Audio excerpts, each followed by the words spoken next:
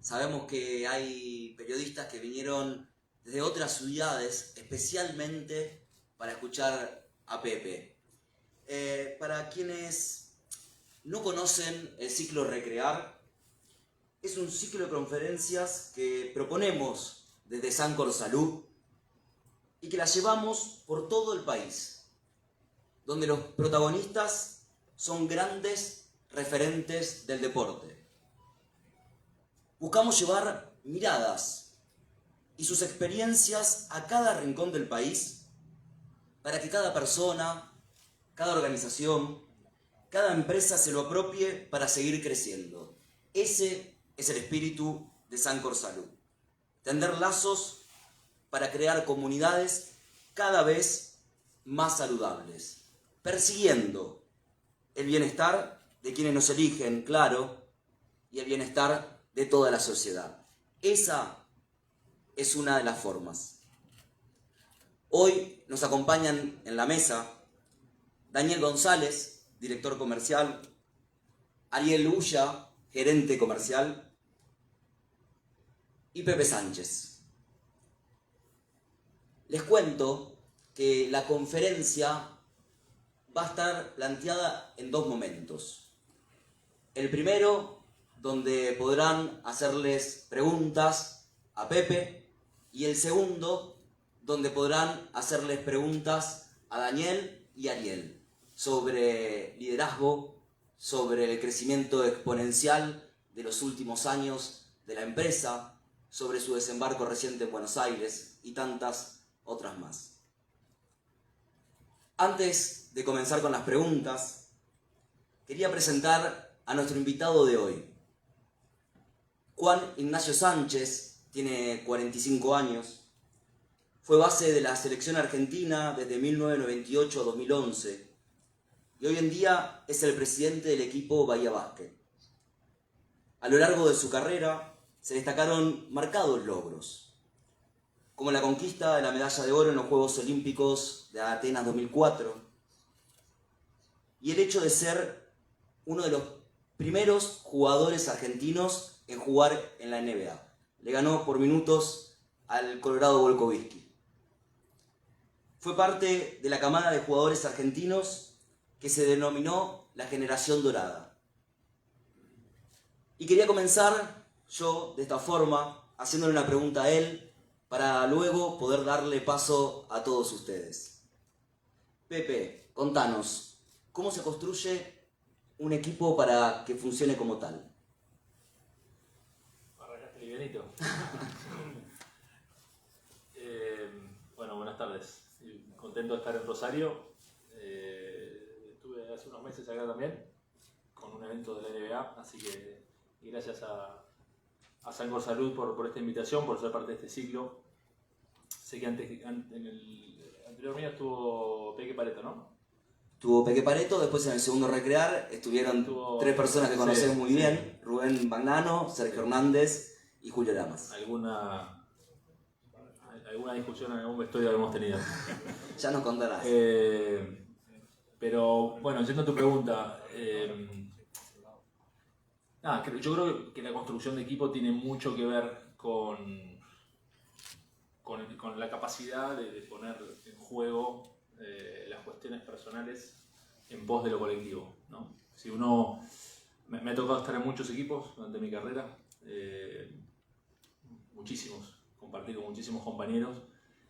Obviamente el equipo argentino es el equipo que se destaca por sobre todos los equipos en los que he estado, pero porque no solo porque es la selección argentina, sino porque realmente es un equipo, digamos, que es muy difícil de poder replicar, de poder estar en una situación así. Y basándome en ese equipo y entendiendo, digamos, por qué ese grupo de jugadores y de entrenadores que después fue cambiando y fue mutando, pero que se pudo mantener, ¿no?, en el tiempo, independientemente de los nombres, que eso me parece que es algo súper importante. Aparecen sobre todo las renuncias, las capacidades de las personas de ponerse siempre un paso por detrás de los objetivos que teníamos. El hecho de ser capaces de ordenarnos decir, uno venía del equipo de uno con un rol particular y la capacidad de poder decir, bueno, acá me tengo que adaptar y tengo que asumir otro rol. Y por ahí no era el rol más divertido, o no era el rol más... o el rol que uno quería, pero tenía que ponerse siempre en pos de eso del equipo, ¿no? Y asumir que otro por ahí iba a brillar un poco más y a alguno le tocaba hacer el trabajo más de barro. Pero tener muy claro que en esa resignación y en esa búsqueda de un objetivo mayor aparecía la posibilidad del éxito, ¿no? Y que también creo que eso es importante, ¿no? Cuando uno va construyendo equipos, uno lo que va buscando es bueno, que aparezca la posibilidad. Y después hay muchas formas de éxito, ¿no? Depende cuál es el objetivo que se plantea. Obviamente en la selección argentina era poder trascender y llevar al equipo nacional al lugar más alto posible, que no sabíamos cuál era. Terminó siendo ganar un oro olímpico, pero en realidad nuestro objetivo era eso, maximizar la construcción colectiva en pos de ese objetivo. Gracias, Pepe, muchísimas gracias. La verdad que una pregunta amplia y con un recorrido amplio también. Ahora sí, abrimos a las preguntas de la prensa. ¿Quién le gustaría iniciar?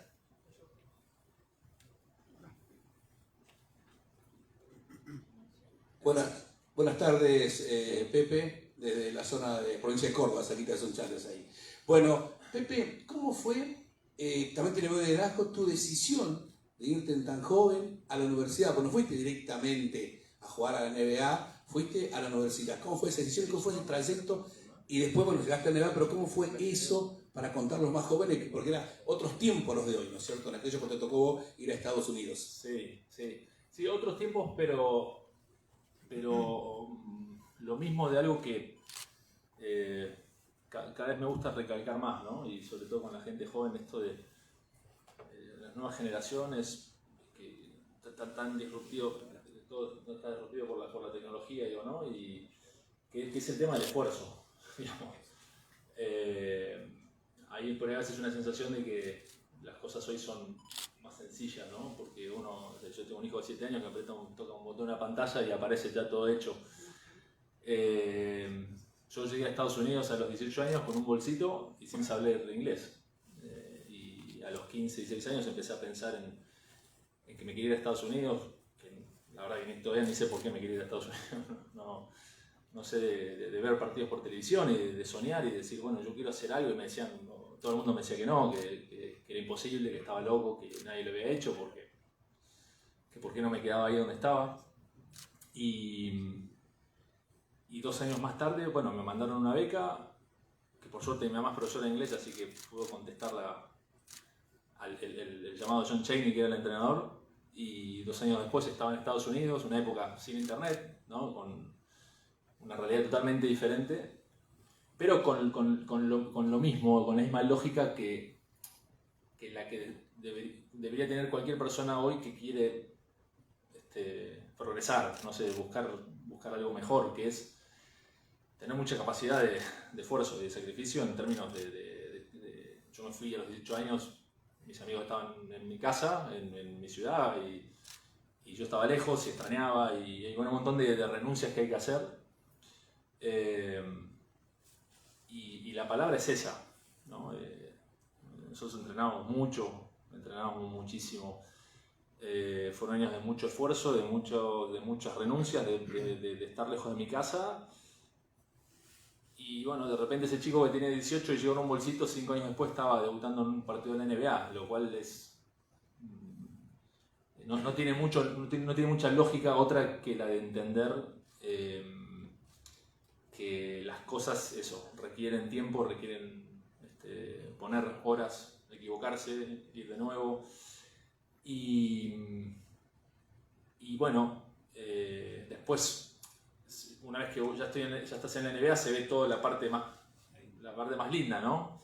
Pero detrás de cualquier historia hay esta historia que creo que va a tener los mismos matices de lo que yo estoy contando, que es se requieren horas y horas y horas y horas se requiere mucho foco, se requiere mucha capacidad de caerse y levantarse y hacerlo, intentarlo nuevamente. Y bueno, esa es la historia de casi todos nosotros, ¿no? Estudié historia y filosofía. Me recibí de historia, no me recibí de filosofía porque lo hacía por placer. Yo vengo de un hogar, digamos, donde el tema del estudio era muy importante. La verdad que cuando estaba en la secundaria no me interesaba mucho el estudio. No me llevaba ninguna materia, pero no me interesaba mucho.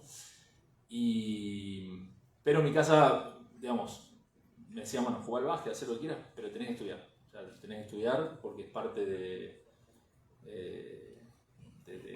lo que en mi casa se me exigía, ¿no? De decir, bueno, jugar, hacer lo que quieras, pero estudiar. Y en la universidad encontré el equilibrio ese, ¿no? De poder estudiar y jugar. La realidad es que llegué diciendo, uy, tengo que estudiar, y de repente me encontré con que me gustaba mucho la historia. Tuve una profesora de historia en el secundario que evidentemente me motivó, me inspiró a eso.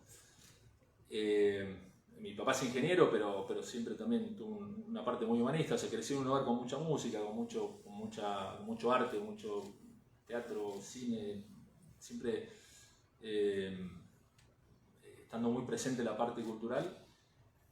Y la realidad es que me enganché con el estudio y terminé recibiéndome con honores. O sea, pasé de ser un estudiante raso a recibirme, a aprender inglés primero, después tener que hacer la carrera en 3 años porque el primer año lo perdí aprendiendo inglés. Y fue la mejor experiencia que tuve en mi vida por lejos, salvo la de jugar en la selección argentina, relacionada al básquet, porque me permitía estar en los dos mundos, ¿no? En el mundo del básquet, que obviamente me apasiona, pero también salía al mundo de la vida y entender, relacionarme con gente que no estaba en el nicho del básquet, y eso me permitió tener una visión más amplia y sobre todo disfrutarlo mucho más. Yo iba a estudiar y cuando salía a estudiar con la cabeza bombada, porque estaba aprendiendo el idioma y me hablaban de filosofía, historia, sociología, y decía, uy, me voy a jugar al básquet. Entonces tenía una sensación de profundo, digamos, una sensación de conectarme con el básquet, que era lo que era mi pasión. Y después cuando pasé a ser profesional, claro, solamente había básquet. Y entonces se hacía más, porque claro, un mal entrenamiento, un tiro que no entró, un partido que perdiste, era como que el mundo se hacía mucho más chico, y por eso todo el tiempo a la gente más joven, ¿viste? Es decir, jugá, hacé deporte, pero estudiá, porque sos mejor deportista cuando tenés la cabeza más distribuida. Cuando pones todos los huevos en una sola canasta es difícil. Y entonces para mí haber pasado por la universidad es lo máximo que me ha pasado. Incluso lo pongo muy por arriba de haber sido el primer jugador en debutar en un equipo de NBA. Muy bien. Darío Espíndola de Sunchales Santa Fe. ¿Qué tal, Pepe? Buenas tardes para todos. Un gusto de estar acá. Bueno, en Sunchales tenemos 2 chicas que están comenzando sus primeros pasos fuera de Sunchales, del país. 2 chicas que 17 años y 18, una se va a jugar a España, la otra se va a jugar a Italia. Y la pregunta en sí es, ellas eligieron primero gimnasia deportiva, después se dieron cuenta que el básquetbol era la pasión. Otra chica hizo vóley, no le gustó, hizo otro deporte hasta que llegó al básquet, con 12 años me parece. Y bueno, se apasionaron con el básquet, aman el básquet y ahora lo toman como un modo de vida. La pregunta es, Pepe, ¿por qué el básquet? ¿Cuándo lo elegiste? ¿Cuándo comenzaste a dar tus primeros pasos, tus primeros piques con la pelota en este deporte? Bueno, primero porque mi papá jugaba al básquet. Y la verdad, yo no sé si tengo algo en los genes o qué, pero yo no recuerdo haber jugado con cochecitos o con nada, solo jugaba con pelotas desde que tengo... Y más, pero le preguntaba a mis padres un día, yo jugué una vez con juguetes, me decían que sí, que yo supongo para que no tenía que ir al psicólogo, pero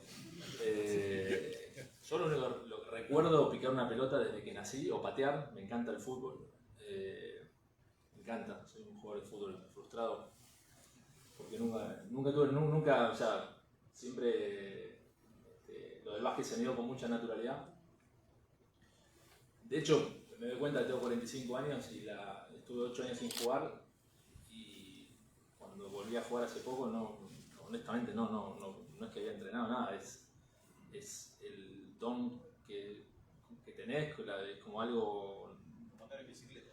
Sí, totalmente, y yo a los 5 años ya picaba la pelota por todos lados, ya me cuentan, yo no me acuerdo, porque tenía mucha habilidad, y un día, supongo que después de romper suficientes cosas en mi casa, me dijeron anda a un club a jugar, así que empecé, había un club enfrente de mi casa, Porredón, fui y nos hacían picar alrededor, pero no nos hacían tirar. Entonces fui a mi casa y dije, no me gusta, yo quiero tirar largo.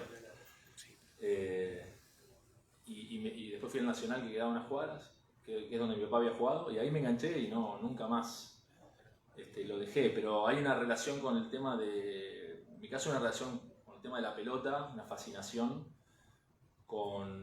yo, digamos, después de más grande pensando, claro, yo nunca vi el básquet tanto como siempre lo vi como una destreza, digamos, ¿no?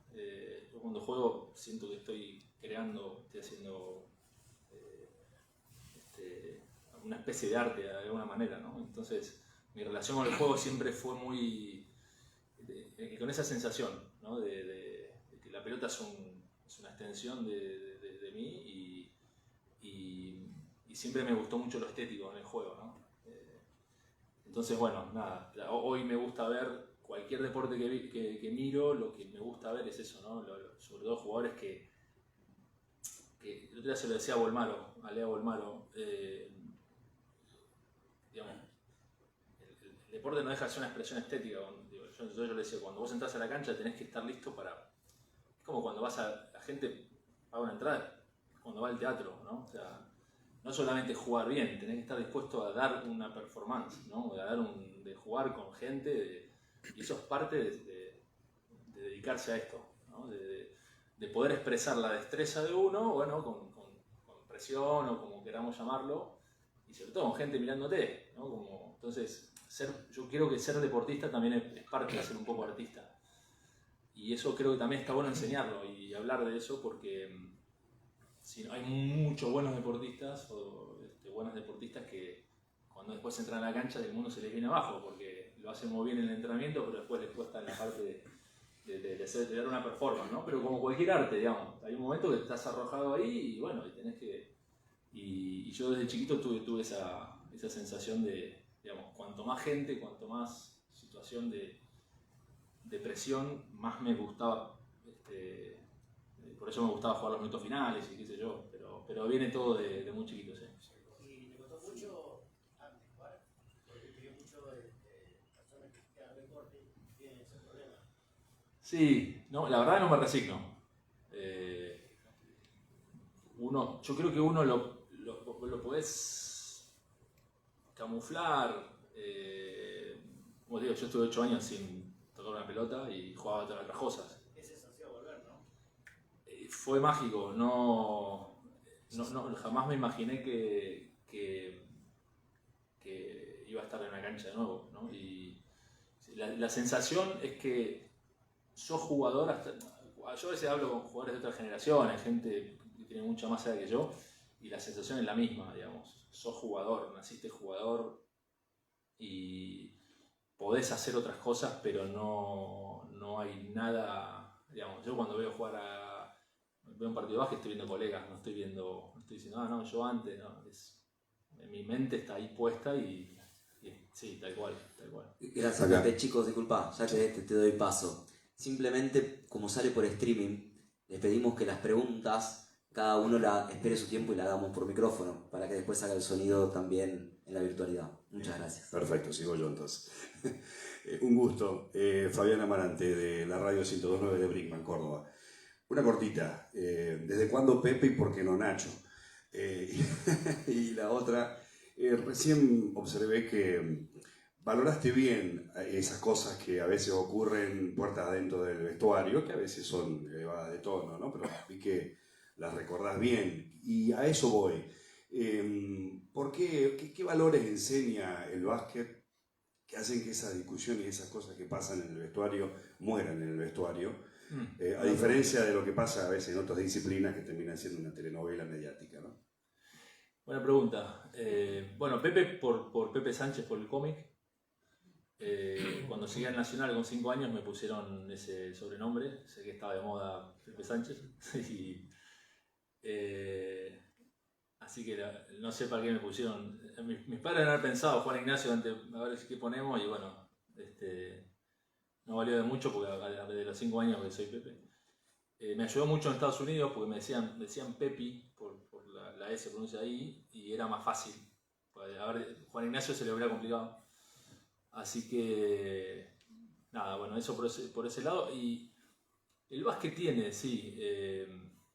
Yo creo que también que eso, en particular, la generación dorada marcó una línea muy clara.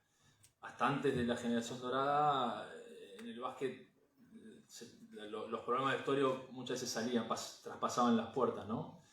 Y nosotros tuvimos, obviamente, imagínate, infinidad de un vestuario, un entretiempo con esos nenes, salían chispas.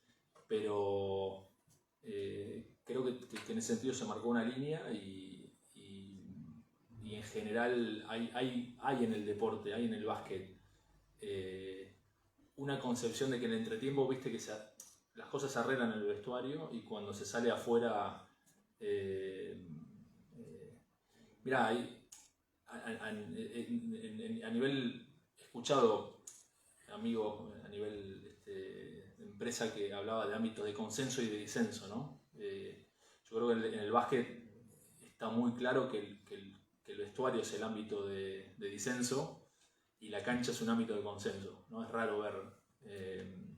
Y creo que es una de las grandes virtudes que tiene nuestro deporte, sin duda. ¿Sí?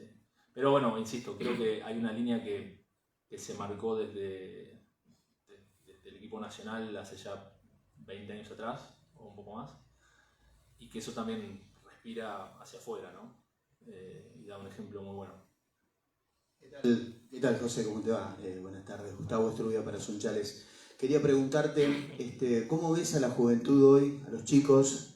Si los ves con la misma pasión, entiendo, con el mismo amor, con la dedicación que vos hiciste en toda tu trayectoria deportiva, ¿no? Y digo, si no es así, ¿qué falta? Tal vez universalizar un poco más el deporte en las escuelas, digo, ¿por dónde pasa la cosa? ¿Se entiende? Sí. No, yo creo que, bueno, hoy lo comentaba más temprano. En general, digamos, hablando del deporte en general,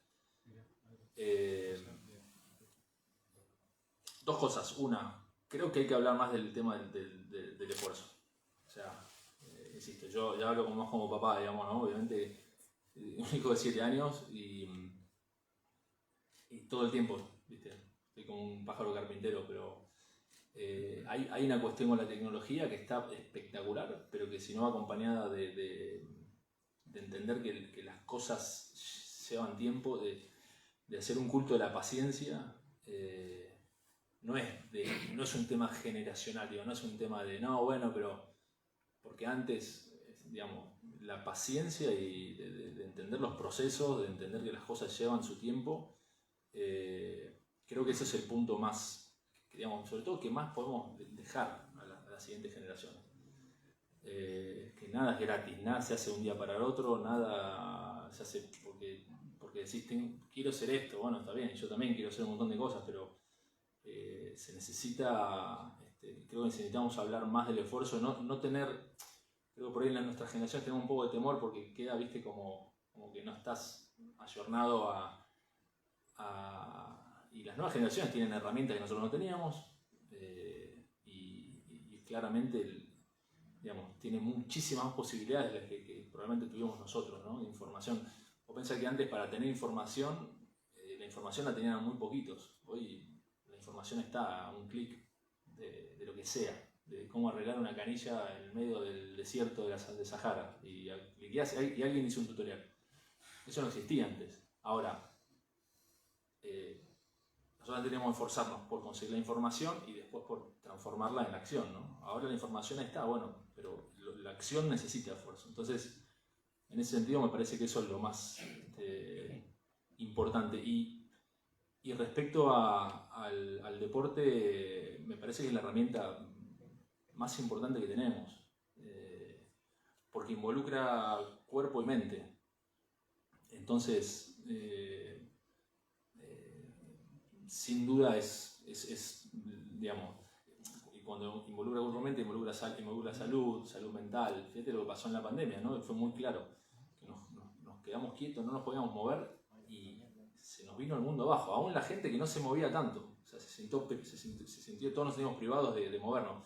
Entonces el deporte tiene que ser un arma universal para, y sobre todo, y ahora vuelvo a esto de lo que uno vive como papá, para equilibrar el tema de la tecnología. Si no digamos, lo sedentario que es el tema de la tecnología, hay que compensarlo con el deporte.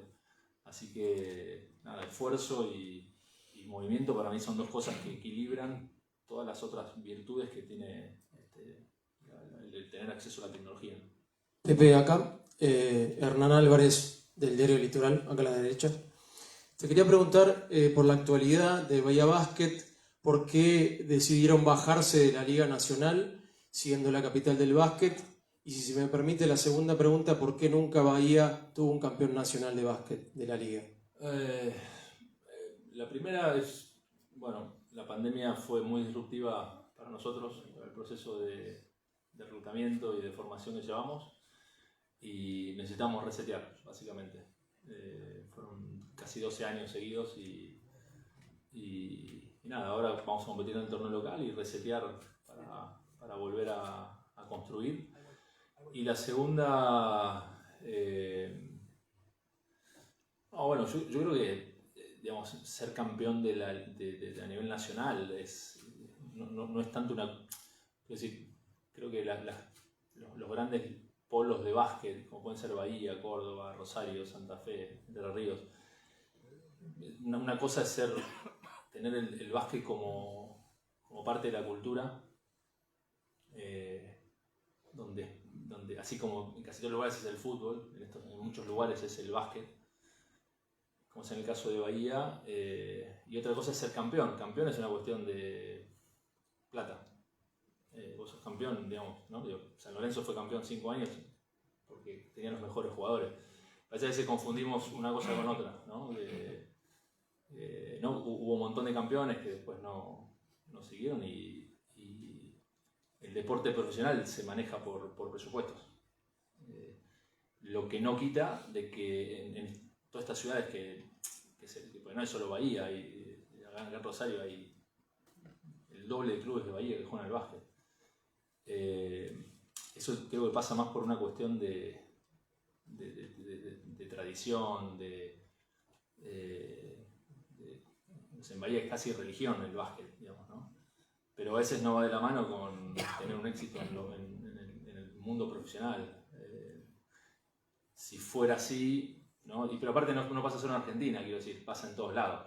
Digamos. En España sale campeón el Real Madrid y Barcelona, y en la NBA, o sea, en donde mires, la NBA es por un mundo más armado de una forma quizá más repartida. Pero creo que no hay un demérito de uno con otro, no, son cuestiones separadas. Pepe, ¿cómo te va? Primero, muchas gracias por invitarnos. Carlos Mansi de Canal 50 de Morteros. Pepe, me quedó una pregunta de la primera que te hizo Oscar. Remarcaste mucho que tuviste que relegar en tus orígenes, en la adolescencia, para irte, para apostar por esto. La pregunta es, una vez que dejas el básquet, ¿se puede recuperar lo que relegaste? Y si no, ¿paga toda tu carrera lo que relegaste? Es una de las grandes preguntas de mi vida. Si la pudiera contestar, yo terminé de jugar. Yo creo que esta pregunta es universal. No es mi caso, es igual que el caso de infinidad de deportistas. Y yo creo que la gran pregunta que nos hacemos durante y después de nuestras carreras. Y algunos te podrán dar diferentes respuestas. Yo creo que hay cuestiones que son difíciles de recuperar, sobre todo las que tienen que ver con los afectos, que son las más importantes. Y sí, son un peaje grande. Obviamente que la recompensa es mucha y muy buena. Dedicarse a hacer lo que uno ama hacer, dedicarse a la pasión de uno es invalorable. O sea, no tiene precio poder dedicar tu vida a eso, y ni hablar al deporte, digamos. Creo que era un entrenador Larry Brown, un entrenador de Filadelfia en los Sixers, que todos los días llegaba y decía: vamos muchachos a entrenar, que peor es laburar, básicamente. Lo decía en inglés, pero era... así que en ese sentido, digamos, es mucho más lo que te da que lo que te quita. Lo que pasa es que lo que te quita, a veces no hay conciencia de lo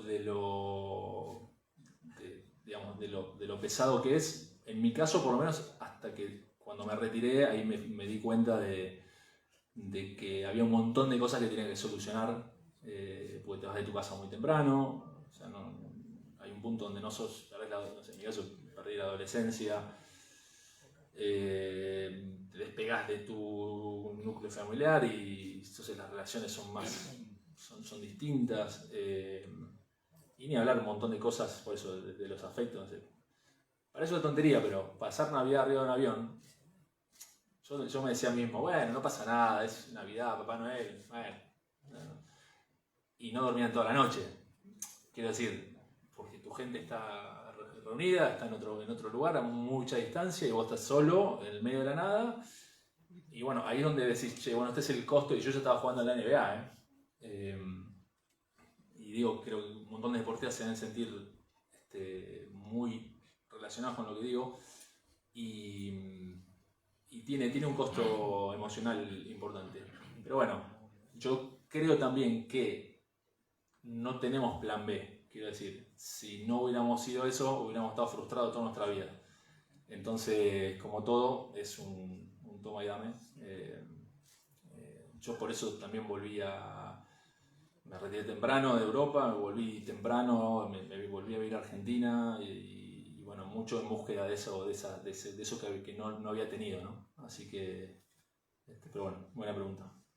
Pepe, algo ya dijiste de la NBA, lo que te marcó, primero los estudios, llegar sin saber inglés, algo dijiste de la generación dorada, pero ¿qué te marcó, qué te dejó como persona, como hombre en la vida, esa famosa generación dorada, ese equipo? Porque el otro día tuvimos la fortuna de estar en Córdoba y uno lo escuchaba a Magnano, a Sergio Hernández. Tuvimos nosotros el placer, el orgullo de tenerlo a Julio Lamas en Rafaela, a Leo Gutiérrez, y parece inquebrantable esa amistad, esa relación.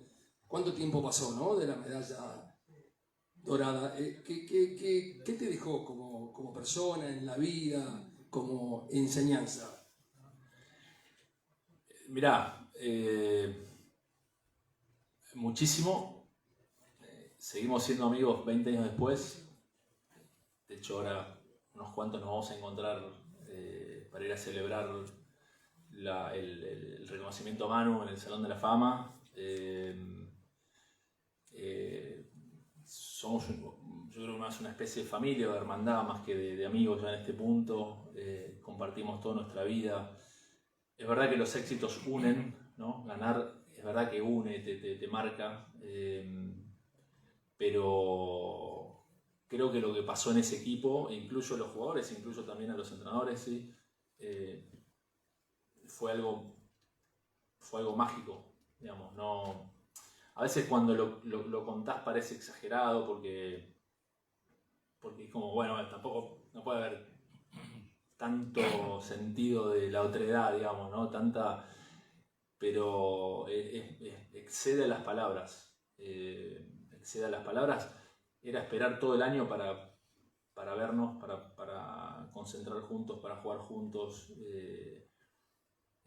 Y lo viví en las victorias, pero lo viví más aún en las derrotas, ¿no? O sea, cuando nos tocó perder, nada, absolutamente nada varió respecto a eso que nos mantenía unidos. Y eso es lo que te muestra, porque en el deporte es muy fácil. La victoria y la derrota es como una zaranda rápida. Y ahí ves de qué está hecho el equipo y las relaciones. Y a nosotros nos tocó ganar en el máximo nivel y nos tocó perder en el máximo nivel. Nos tocó perder en la final del mundo, nos tocó perder casi otra final del mundo, ¿no? En Japón. Y en todas las veces fue igual. O sea, terminó y nos fuimos a comer los 12 juntos y nada había pasado. Y eso no existe en el mundo del alto nivel. Estamos hablando aparte en el nivel más alto posible para jugar, digamos, ¿no? Donde está todo en juego, y jugábamos contra los LeBron James y Tim Duncan del mundo y nosotros nos íbamos comportando como ese núcleo de amigos, pase lo que pase, o sea, ganando un oro olímpico, perdiendo una final del mundo. Entonces es como muy loco, trasciende cualquier libro de lo que quieras contar, ¿no? Y por eso lo hace tan especial y por eso 20 años después seguimos siendo ese mismo núcleo de amigos. Obviamente algunos somos más amigos que otros, o sea, todos los jugadores tenemos más afinidad, menos afinidad, pero la hermandad está intacta y eso no se va a romper nunca.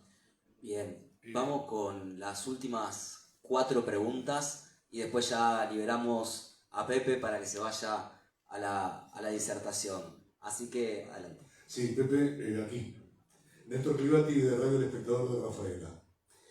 Hablaba recién de la otredad y nosotros, como bien marca mi compañero, escuchamos a Mañano hablar de las virtudes y te propongo quedarnos un minuto más en ese equipo del 2004, ¿no? Solidaridad, compromiso y tantos valores. En este tiempo donde parece que el mérito no vende, ¿no? ¿Cómo se pudo haber conseguido ese punto justo? Y si es replicable en algún momento, si vos pensás que eso podría volver a darse dentro del básquetbol de la Argentina. Yo creo que sí, que digamos, a ver, es más, creo que, no sé, pero yo el equipo que jugó en China en el 2018, creo que fue, en 2017, 18, 19. 2019.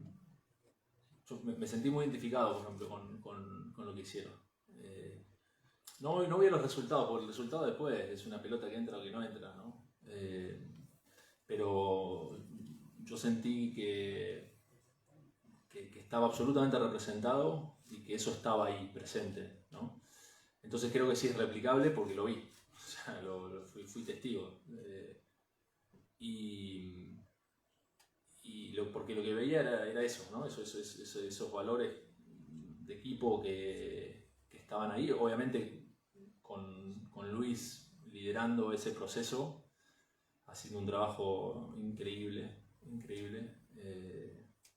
con la ayuda de Manu y de Pablo Prigioni y de Chapo antes, pero bueno, él ahí ya estaba solo y ahora el desafío de ya sin Luis poder mantenerlo, ¿no? Pero a tu pregunta, creo que se puede, creo que es posible y que son cosas muy básicas lo que pasa es que son difíciles hacer las cosas básicas, ¿no?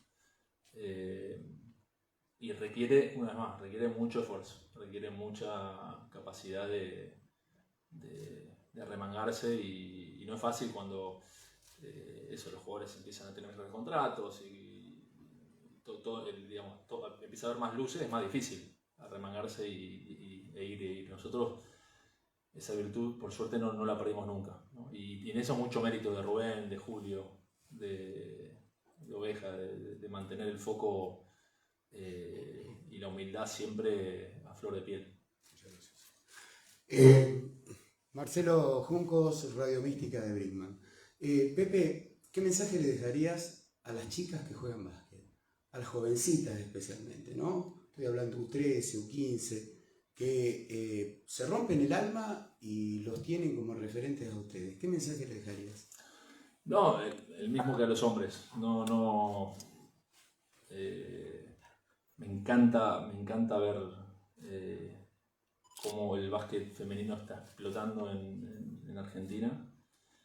Finalmente, ¿no? Porque yo cuando jugaba en Estados Unidos ya era un deporte, digamos, súper popular.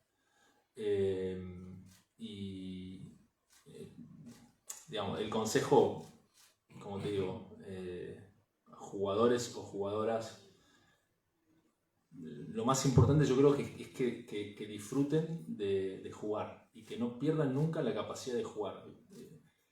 Porque en el momento en que empieza a pesar el deporte, te empieza a pesar, ¿viste? Porque no, porque hay que ganar, porque el resultado, porque es cuando, yo siempre lo veo en la expresión corporal, ¿viste?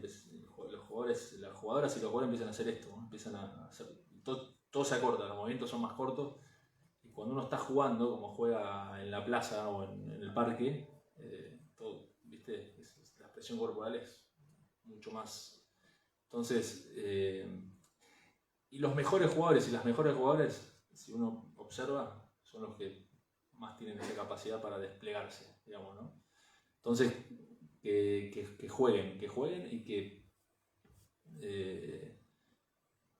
el error no condicione, sino que el error sea un lugar de donde se saca todo el tiempo aprendizaje. O sea, aprendemos equivocándonos, entonces que tengan paciencia para aceptar sus propios errores y que no sea eso una carga y que hay toda una cosa ahí ¿viste? Bien cargada con el tema del error, y eso siempre trato de hablarles de eso, del tema de que nadie nace sabiendo, sino que hay que practicar mucho, equivocarse mucho y seguir, ¿no? Pero bueno, nada, la receta es casi siempre igual. Pepe, ¿qué tal? Marcia Carrera de Punto Biz, portal de Economía y Negocios. En ese sentido te quería sacar un poquito de la cuestión personal para llevarte más al ámbito empresarial y por ahí que me puedas contar qué prácticas del alto rendimiento uno podría traspolar, por ejemplo, a las empresas. Muchísimas, empezando por el alto rendimiento, que es algo que siempre me llamó la atención, ¿no? De cómo nos han regalado a los deportistas el alto rendimiento. O sea, nos han dado como la potestad que solo los que nos dedicamos al deporte tenemos la potestad del alto rendimiento. Y creo que porque ahí confundimos alta competencia con alto rendimiento, ¿no? Nosotros hacemos alta competencia, ¿no? Digamos, en nuestro deporte estamos en el nivel máximo de habilidad, ¿no? Entonces, bueno, la competencia es muy alta, pero el alto rendimiento es aplicable justamente a todo el mundo, y ese me parece que es una de las cosas que también como deportistas tenemos que transmitir más, que es alto rendimiento es tener buenos hábitos. Y en lo laboral, esos buenos hábitos digamos, te hacen poder ser la mejor versión de vos mismo. Y no, todo el tiempo pensamos que lo laboral pasa por una cuestión mental, ¿no? Porque uno está trabajando con la cabeza. Entonces vos decís, pero... Y creo que es muy importante eso, entender de que el cuerpo es cuerpo y mente, digamos, ¿no? Y que lo que pasa en el cuerpo afecta a la mente y viceversa. En el deporte hemos entendido que tenemos que trabajar la mente, ¿no? Cada vez se habla más, ¿no? Y se habla más del tema de salud mental y de cómo trabajar con profesionales que te ayuden a lidiar con la mente. Y creo que en la empresa es al revés, entender de que la parte corporal también tiene un rol muy importante, ¿no? Entonces, partiendo de esa base, de que el alto rendimiento es súper incorporable a la empresa, a lo laboral, y que empieza, creo, con el incorporar hábitos de vida saludable y entender el bienestar, digamos, ¿no? como una forma de vida que te ayuda también en lo laboral. ¿Qué tal, Pepe? Acá, Oscar Chávez, Fermigenio. Una consulta. ¿Cómo es ese paso de jugador de básquet a dirigente de un club de básquet? ¿Y por qué dirigente y no entrenador? Yo también me hago la pregunta. Porque la verdad que a mí lo que me gusta es la cancha y hablo mucho con Seba Verón de esto. Le pasa lo mismo. No, yo creo que la parte dirigente tiene que ver con poder recrear el mundo que uno quiere para poder tener las condiciones esas de cancha, al fin y al cabo. Pero la realidad es que, y por eso lo hablo mucho con Seba, porque le pasa creo un poco algo similar, que a veces por necesidad, en mi caso fue más por necesidad que otra cosa, pero me siento mucho más cercano a, no sé si el entrenador convencional, digo, pero sí, digamos, a mí me gusta la cancha, yo estoy feliz adentro de una cancha, durante todos estos años estuve dentro de la cancha, enseñando